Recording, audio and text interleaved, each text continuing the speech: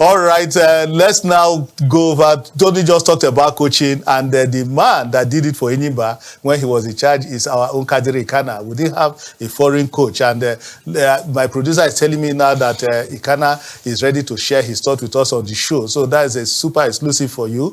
Let's hear from Ikhana how he did it with ENYIMBA. Hello, Kadiri Ikhana. How was your experience winning the CAF Champions League with ENYIMBA back to back? For the first time, Nigeria won the Champions League. Definitely, I was the leader of that team as a coach. And so many things contributed into winning the championship. First and foremost, let us say the league is well organized then. The country needed that cup. And most of the players then were dedicated to the job and also want to achieve something. Well, I think for now, our clubs are not ready to play as a team, one.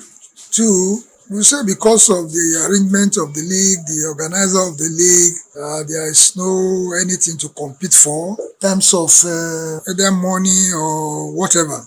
There's nothing to compete for at all. Then I think when we won the league, there are so many things in place that a player wants to achieve. 2 seasons, 3 seasons, you see a player moving out, going abroad because they are not well paid. And they were not well taken care of in Nigeria, especially welfare. In welfare, the welfare of the player is very poor, very, very poor.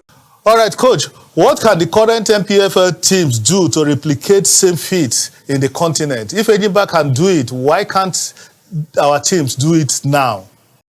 Getting it right is not something difficult as far as I'm concerned. It's just that we must be upright. There's one thing the management of the team and the coaches fail to realize when they are grooming their team for a big tournament like this. First and foremost, I want to remind them that they made different changes in the team. And maybe in about 3 to 4 years, they've been doing all these changes. So the only way for this team to play as a team, to be well organized, and to give them the maximum result they needed is these boys should at least be camped for between 15 days to 2 weeks or 4 weeks. They should be put together because, like I rightly said, that these players were selected from different clubs in the past 3 years. So they should know that these players are not one entity, which a team should be. If they do this, first and foremost, the players will recognize themselves very well. The coaches also will recognize the players very well.